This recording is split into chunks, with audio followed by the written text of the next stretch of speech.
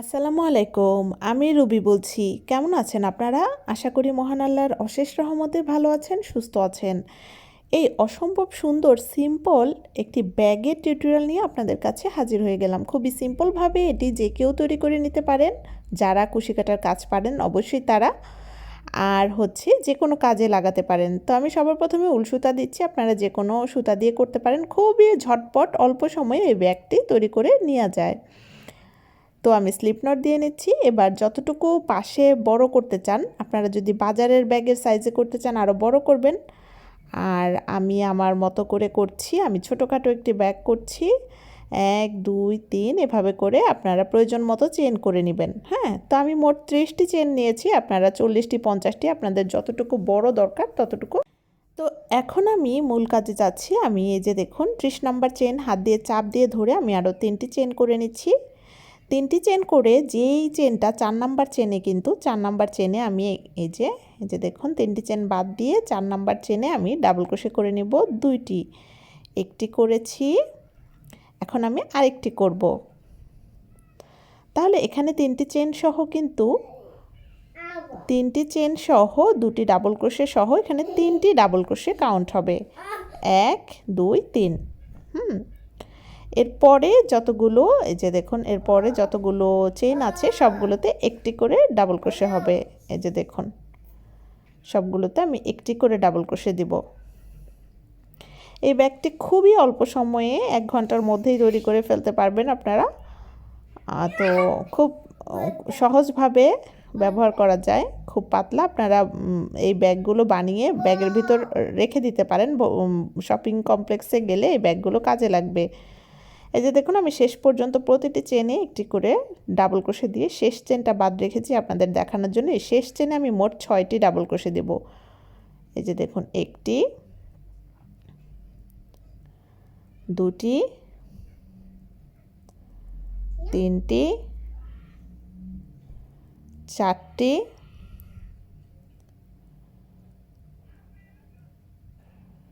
5টি এবং 6টি। তো আমি 6টি ডাবল ক্রোশে এখানে দিলাম। এটা হচ্ছে রাউন্ডের জন্য, রাউন্ডটা করে যাতে আমরা ফেরত যেতে পারি ওই পাশে, এই জন্য। এরপরে আমরা এই যে প্রতি চেনে, এই যে এরপরে যে দেখুন প্রতিটি চেনে, এটাতে তো এটা না, এটা কাজ হয়েছে। এর পরের চেনে প্রতিটি চেনে একটি করে ডাবল ক্রোশে দিয়ে দিব। এটা হচ্ছে অনেকটা জুতার সোল যেভাবে করা হয় সেভাবে, অথবা যে ওভাল শেপ যেভাবে করা হয় টেবিল ম্যাটের সেভাবে। তো প্রতিটি চেনে একটি করে ডাবল ক্রোশে দিয়ে আমি একদম শেষ পর্যন্ত চলে যাব।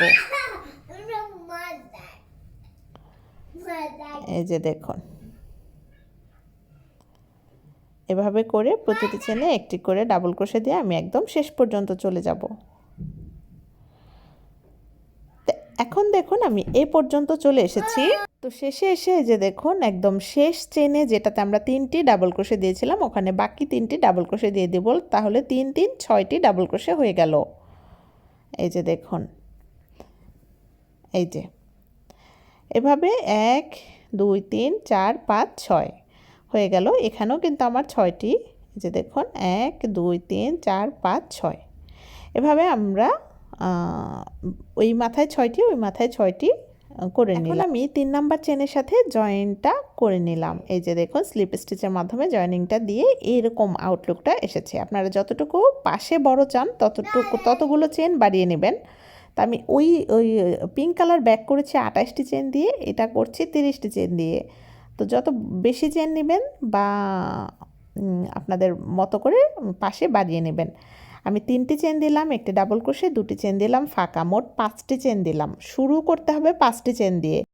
এবার দেখুন নিচের দিক থেকে একটি চেন বাদ দিয়ে পরের চেনে একটি ডাবল ক্রোশে করছি। একটি চেন বাদ দেব নিচের দিকে, আবার উপরে দিব 2টি চেন, তারপর নিচের দিকে একটি চেন বাদ দিব, পরের চেনে একটি ডাবল ক্রোশে। এটা কিন্তু ফাঁকা ফাঁকা হচ্ছে।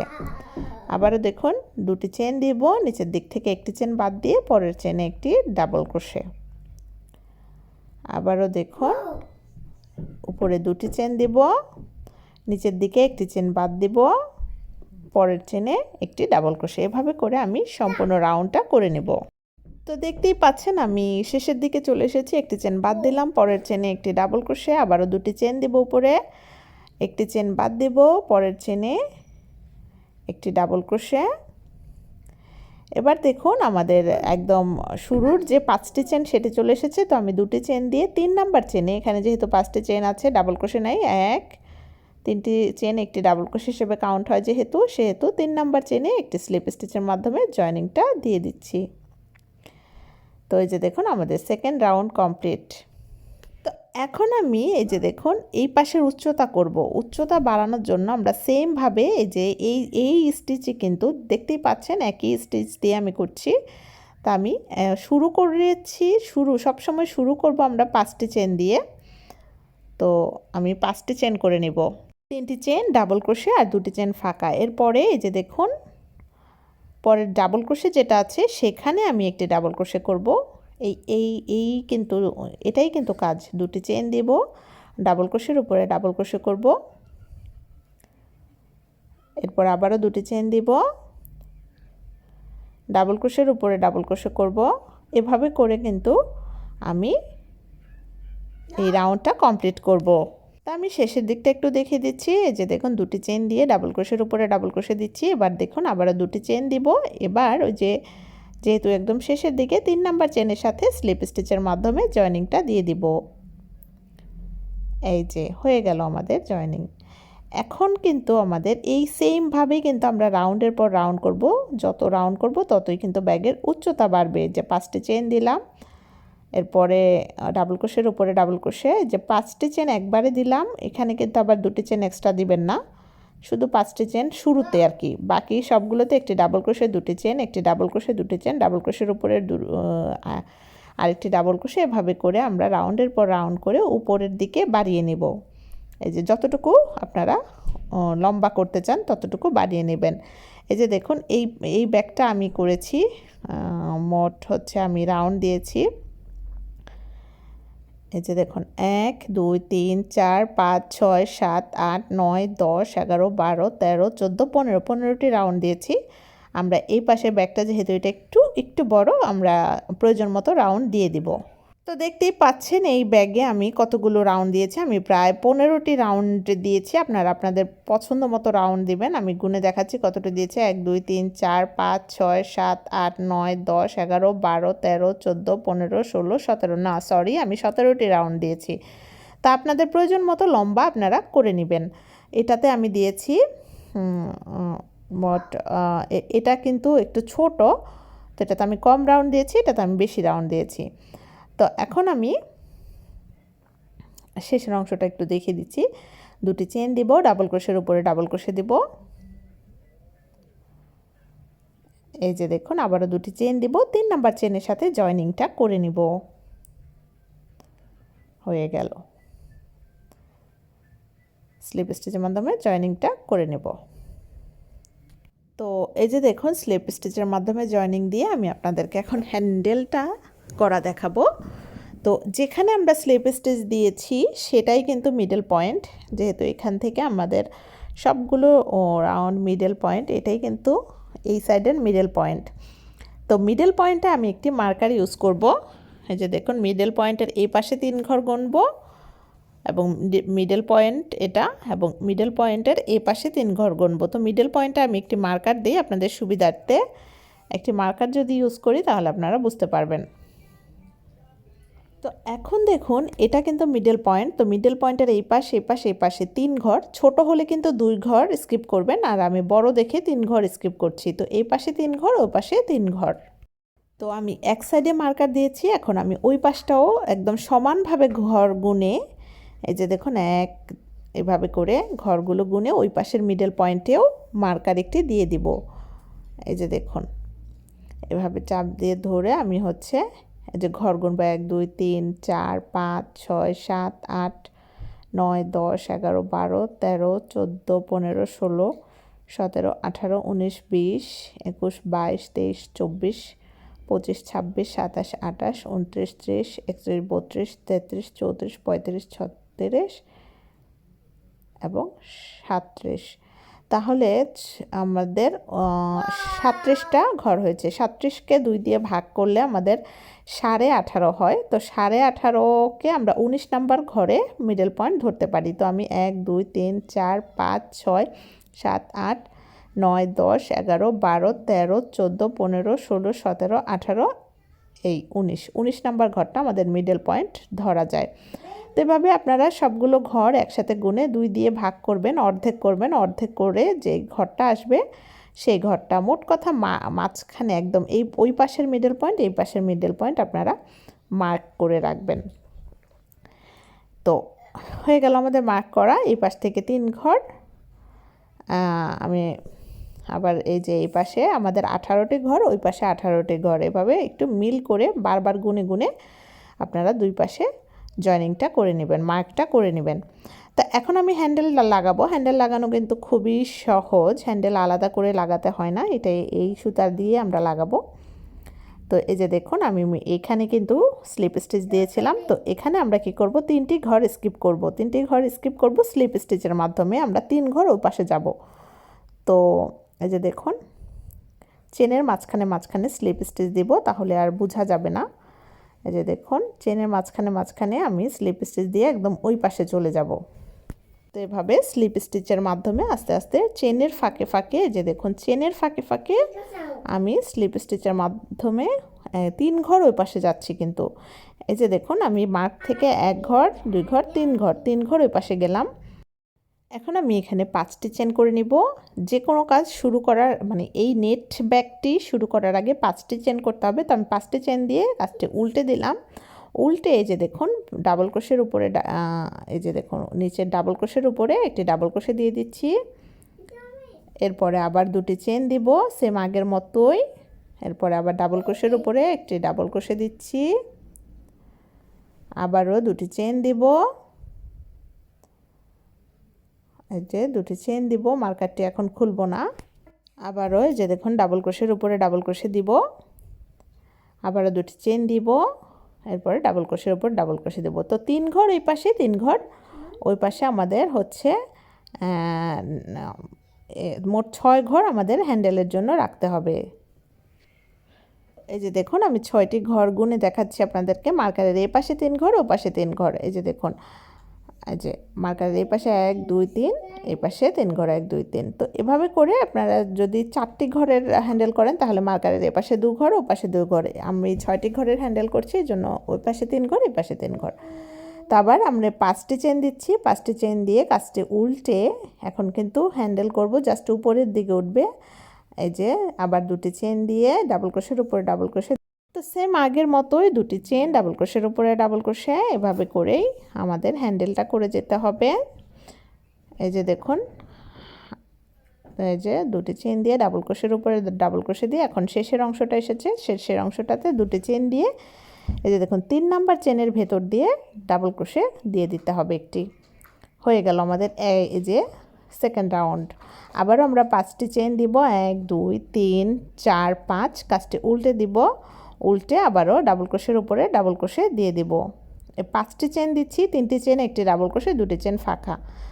তো আবার দেখুন ডাবল ক্রোশের উপরে ডাবল ক্রোশে, 2টি চেন ডাবল ক্রোশের উপরে ডাবল ক্রোশে, এভাবে করে আমি হ্যান্ডেলটা যত বড় দরকার তত বড় আমি করে নেব। এই যে দেখুন আমি এই ব্যাগের হ্যান্ডেলটা যেভাবে করেছি সেম সেইভাবেই ওই ব্যাগের হ্যান্ডেলটাও করে নেব।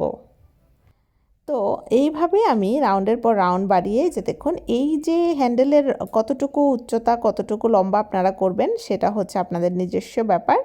এভাবে আমি অনেকগুলো রাউন্ড দিয়েছি। এই যে দেখুন ঘুরে যাতে একটা হ্যান্ডেলের মতো হয়, এটা আপনাদের মতো করে আপনারা করে নেবেন। এই যে দেখুন মোটামুটি এতটুকু পরিমাণে করে আমার কাছে মনে হয়েছে যে আর লম্বা না করলেও চলবে, এর জন্য আমি করিনি।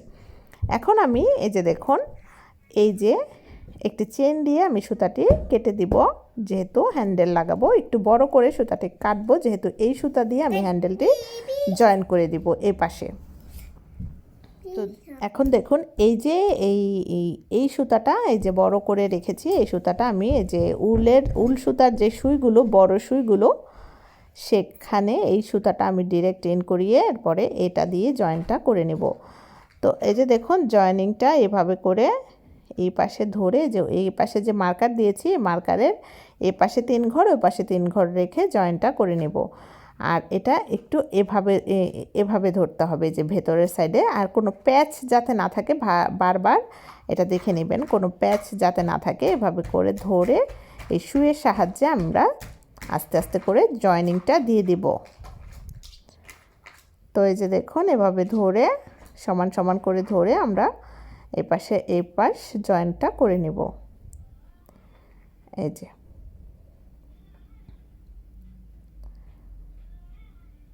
যেভাবে করে আস্তে আস্তে করে আমরা এই যে দেখতেই পাচ্ছেন এভাবে ধরে আমরা এই যে এই পাশের চেন এবং ওই পাশের চেন নিয়ে আমরা জয়েনিংটা করে নেব। তো এভাবে করে আমি সম্পূর্ণটা সেলাই করে দিব। তাহলে আমাদের এই পাশের হ্যান্ডেলটা কিন্তু জয়েন করা হয়ে যাবে। তো এই যে দেখুন এখন আর মার্কারের দরকার নেই, তো আমি মার্কারটা খুলে সুন্দর করে জয়েনিংটা দিয়ে দিচ্ছি।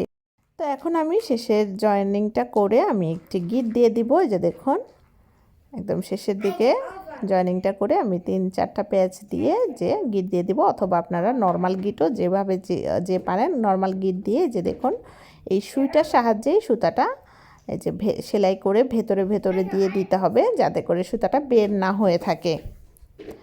তো এভাবে করে আমাদের এই ব্যাগ কিন্তু কমপ্লিট হয়ে গেছে, দেখতেই পাচ্ছেন। এই যে এই পাশের মার্কারটা খুলে দিলাম, এই যে দেখুন কত সুন্দর আমাদের হ্যান্ডেল সহকারে একটি ব্যাগ কমপ্লিট হয়ে গেছে। এই ব্যাগের ভিতরে আপনারা ইচ্ছা করলে এই যে দেখুন ছোট একটি পার্স ব্যাগ রাখতে পারেন, একটি ওয়াটার বটল রাখতে পারেন, এরপর একটি সানগ্লাস, মানে আপনারা ছোটোখাটো প্রয়োজনীয় জিনিসগুলো এগুলো রাখতে পারেন। বা বড় ভ্যানিটি ব্যাগের ভিতরে এরকম একটা ব্যাগ যদি রাখেন তাহলে আপনাদের সবসময় বাজার করতে সুবিধা হয়। তো খুবই কম সময়ে এই ব্যাগটি বানানো যায়। তো দেখতেই পাচ্ছেন আমি এই ব্যাগের ভিতরে অনেকগুলো জিনিস ইচ্ছা করলে রাখতে পারি। আপনারা ইচ্ছা করলে এই ব্যাগটা একটু ফুলের সাহায্যে ডেকোরেশন করতে পারেন, সুই সুতার সাহায্যে এই ফুলটা লাগিয়ে নেবেন। সেম কালারের সুতা দিয়ে ফুলটা লাগানোর চেষ্টা করবেন। এটা হচ্ছে আমার ইয়েলো কালার সুতা দিয়ে ফুলটা লাগানোর দরকার ছিল, তো আমি ইয়েলো কালার সুতাটা হাতের কাছে ছিল না দেখে আমি সেম এই অরেঞ্জ কালার সুতা দিয়ে লাগিয়ে নিলাম। এবার পেছন দিকে একটি গিট দিয়ে দিবেন। তো হয়ে গেল আমাদের ফুল লাগানো, হয়ে গেল আমাদের ব্যাগ বানানো। তো আপনারা ফুল চাইলে অথবা যে কোনো শেপের এই ডেকোরেশনটা করে নিতে পারেন। তো দেখতেই পাচ্ছেন ফুলটা লাগানোর পরে কতটা গর্জিয়াস লাগছে ব্যাগটা। এখন আপনি ভেতরে যা ইচ্ছা তাই রেখে দিতে পারেন। তো আমার ভিডিও যদি আপনাদের ভালো লেগে থাকে আমার চ্যানেলটি সাবস্ক্রাইব করে আমার পাশে থাকবেন। আর যদি কোনো প্রশ্ন থাকে অবশ্যই কমেন্টস করে জানিয়ে রাখবেন। আজকের মতো তাহলে এখানেই বিদায়। Thank you. আল্লাহ হাফেজ।